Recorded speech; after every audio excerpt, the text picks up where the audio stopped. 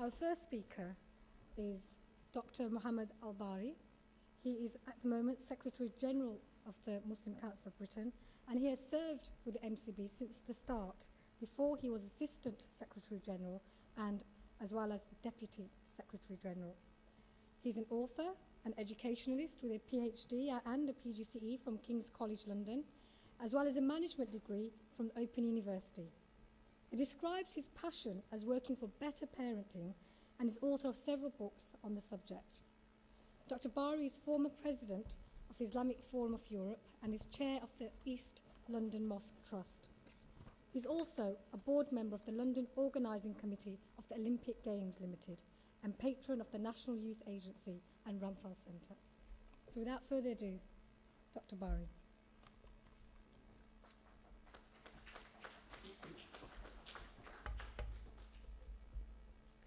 Bismillah ar-Rahman ar-Rahim. In the name of Allah, most gracious, most merciful.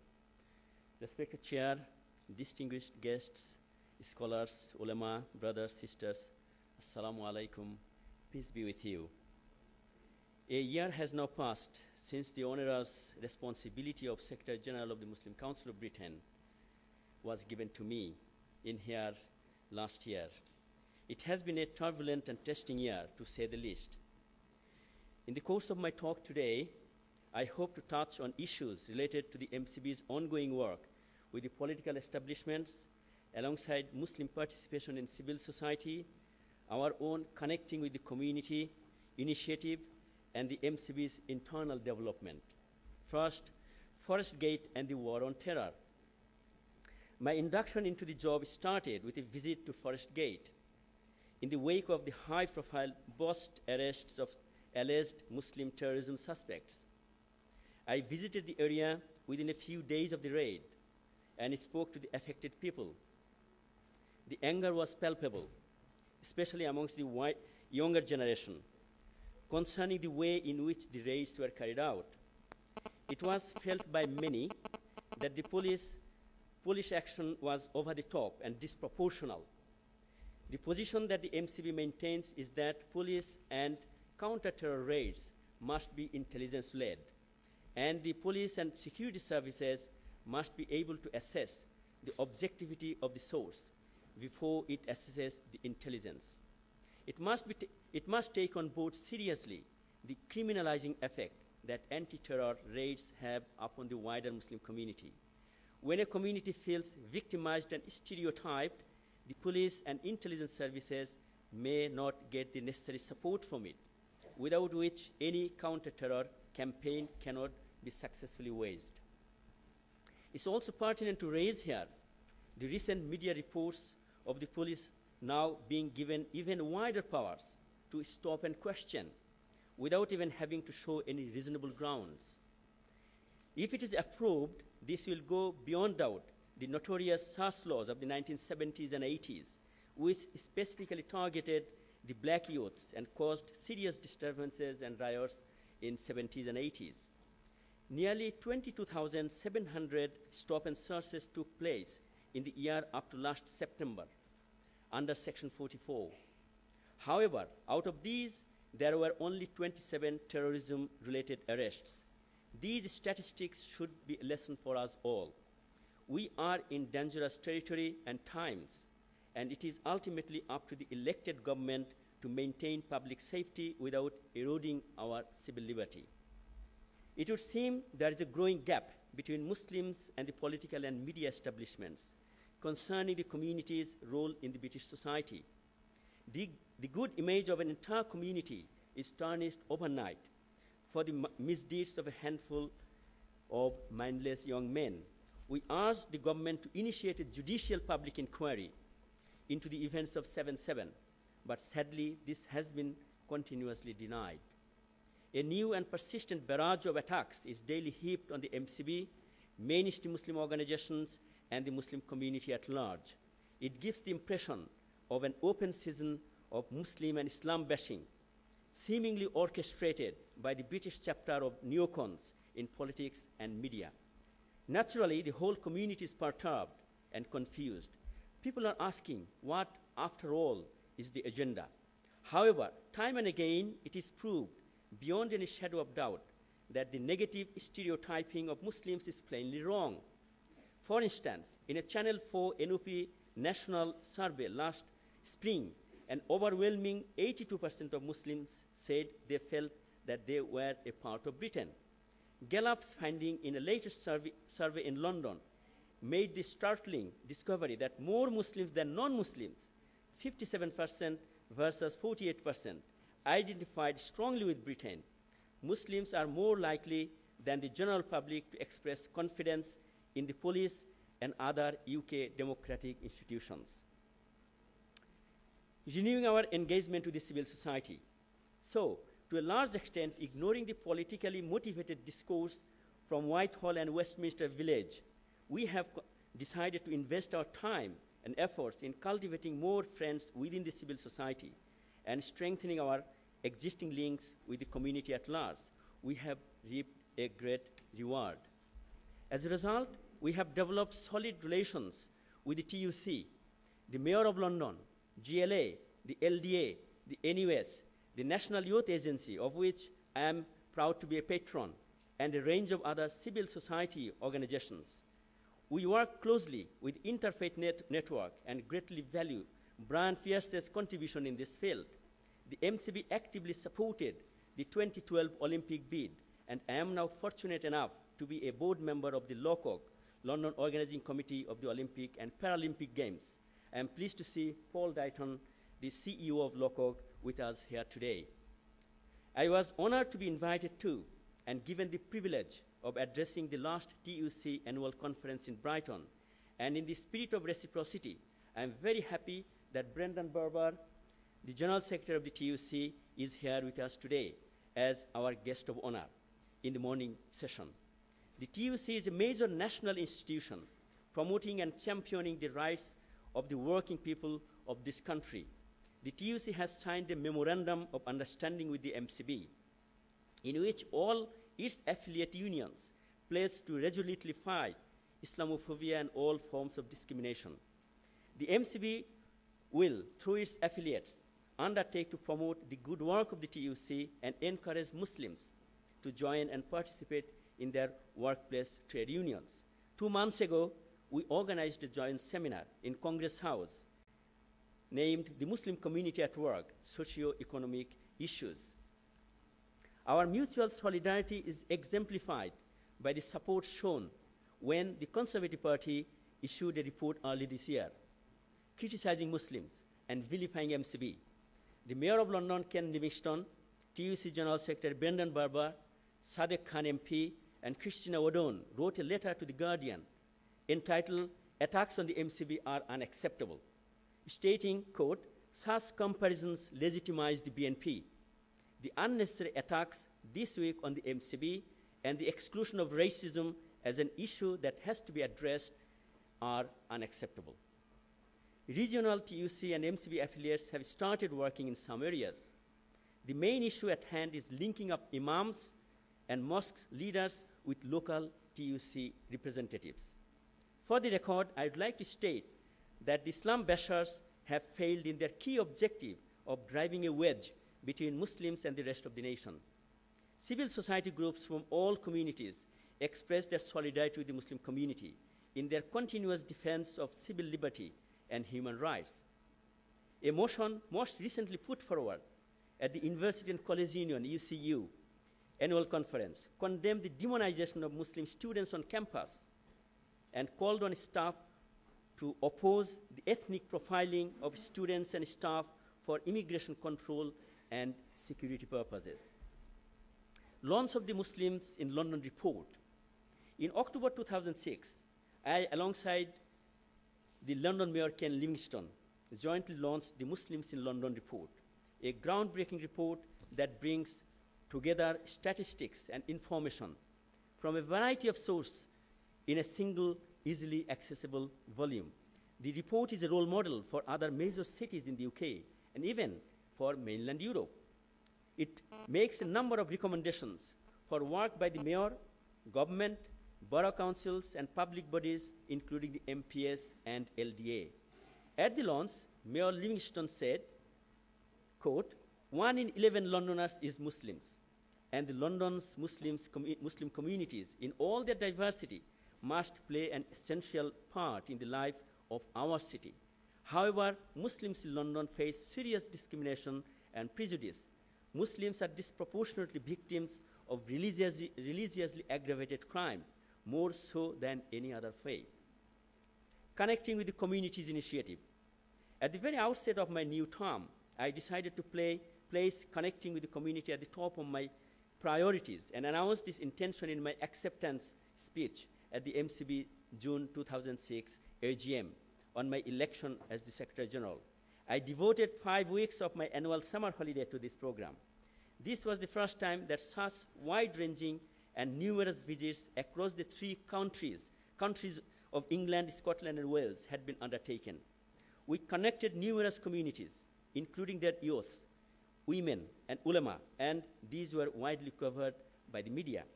A number of senior leaders of MCB joined me in various legs of the tour. I visited 22 cities, some more than once.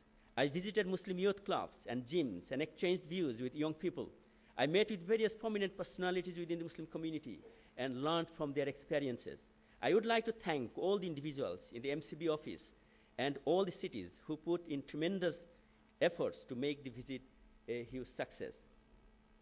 The core message we try to convey is the need for greater unity in our own community and the importance to reach out and make alliances with good and fair-minded people of all faiths and none.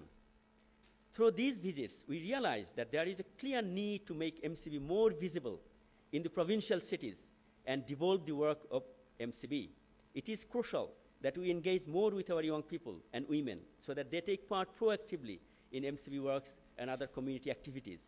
These visits have given us enough assurance that there is tremendous potential in our community to turn the current challenges into opportunities with the blessings of Allah subhanahu wa ta'ala. Ruth Kelly and MCB response. I now move into another much publicized saga, that of Ruth Kelly's public condemnation of MCB in her speech on 11 October 2006. This will probably go down in history as a Kafkaesque episode in the current government's handling of affairs with the Muslim community. We at the MCB made a considered response to her speech and articulated in our letter the feelings of a very large section of the Muslim community on the various prevalent government policies and practices. Unfortunately, instead of responding to us in a transparent manner, she sent her response to our letter to the media first. We at the MCB look forward in earnest to working in partnership with the new Prime Minister and his team to promote a truly multi-ethnic, multicultural, and multi-faith Britain, where all its citizens are afforded equal opportunity and treated with dignity and respect without any fear or favor. Lebanon and the MCB open letter to the Prime Minister. As British Muslims, we retain the right, alongside the rest of the population, to support the government or criticize it. We have made it our duty to ensure that all our affiliates, now numbering in excess of 500, and the wider Muslim community that make up the whole of Britain, take part in all the local, regional, and national democratic and electoral processes and practices. Countless individuals and friends associated with MCB are local councillors, members of parliament, and politically active members of the wider society. We now warmly welcome the newly elected first Muslim member of the Welsh Assembly and the first Muslim member of the Scottish Parliament. This further demonstrates how dearly the Muslims in Britain have taken to their heart the democratic institutions and customs within a single generation of their settling in this country. Furthermore, this clearly demonstrates how those who say that the Muslims in Britain are isolated and segregated are so very wrong. In view of this impeccable democratic tradition within the Muslim community in Britain, we are offended when it is suggested that our open letter to the Prime Minister on the issue of Israel's unjustified and unwarranted war against Lebanon last summer and our government's shameful inaction in the international foray amounted to an attempt to blackmail British foreign policy. That's what we were accused by some ministers at the time. This underlines the fact that certain elements do not consider Muslims in Britain as due citizens of this country, nor do they have larger strategic British national interests in their minds. I want to make it crystal clear that the MCB, with the Greater British national strategic interests in mind, will continue to criticize current British government policies and practices in Iraq, Afghanistan, Palestine, and the wider Middle East. We at the MCB will continue to uphold the international legal right of all peoples to defend their national independence and sovereignty and the right of subjugated people to national self-determination. These are the first principles upon which the UN was founded. Now, MCB's internal development and evolution. Moving on to internal matters, the MCB offices were moved during this last year from a small basement office near Stratford to a self-contained office unit near Whitechapel. The availability of this office space, coupled with the appointment of an executive director, has added new impetus and energized the MCB work. This has only been possible due to the support from one philanthropist, Brother Muhammad Arif Zabadni, who has shouldered the responsibility of the quarterly rent. Other areas of MCB's internal development, namely MCB registration as a company limited by guarantee, our 10th year anniversary events, policy seminar series, MCB survey and HMD participation, MCB projects, including books for schools, footsteps, leadership development program, mosques 100 capacity building project, and Mosques and Imam National Advisory Board, or MINAB, are discussed in the rest of the annual report. A number of important consultations and documentations by our Research and Documentation Committee, REDOC, Public Affairs Committee, and Education Committee were done in the last year. One of them, Learning from the Past, Forging the Future, is being distributed in your pack today. Please fill this up and return to us. Conclusion and way forward. In this 10th year of MCB's life, we can truly be proud of our remarkable success story. We have charted a journey accosted by challenges and a schedule of works far wider in range and more daunting than we could have possibly anticipated at the outset of our voyage. Together, we defeated attempts to drive a wedge between the Muslim community and the wider society. The task of giving voice to an otherwise voiceless community, working with them and for them to make our mark in the overall tapestry of our national landscape, is undeniably demanding. Serving the Muslim community is, in many ways, the essence of the MCB, and thus staying close to the community is vital for us. The community focus doesn't, however, mean that we are any less mindful of our greater societal responsibilities. In the nationwide tours described earlier, I try to present the idea of Qawm, a Quranic term, or British nation, which includes all of our fellow citizens. The Quran repeatedly quotes the prophets, or all the prophets, calling their own people, both Muslim and non-Muslims in their time alike, as Ya Qawmi, or O my people, O my nation. A community can only progress when the whole nation prospers. We sink or swim together. While the prophets of doom are busy spreading panic about how few Muslims identify themselves as British, another groundbreaking research by two academics of the London School of Economics, published no more than a fortnight ago in LSE magazine, proved otherwise. Using responses from UK Labour Force survey of almost 1 million people, Professor Alan Manning and Sanchari Rai found that 99.2% Muslims in this country identified themselves as British, as opposed to 96.1% Hindus and 95.1% Sikhs, even 0.1% more than the Christians. This only goes to reinforce my point made at the outset, that our first generation Muslims have integrated almost seamlessly into the mainstream body politic of this country. But more important for us is to prepare ourselves to make even greater contribution towards the common good of this nation. It's no longer enough to be concerned only about our own jobs, our own housing, our schools, and our youth. We must equally be concerned about all these issues for the rest of our society. We must remember we'll never succeed to save Muslim youth from drugs and crime unless we try to save the rest of our youth of our nation. Issues of unemployment, housing, education, environment, health, security are not only Muslim issues. They simultaneously affect the whole society. We have a duty to work tirelessly for our collective peace, security, and prosperity. Towards the end, the MCB operates on voluntary basis. Like everything else in this organization, this AGM is organized and its annual report that you see today compiled and published by a group of hard-working volunteers.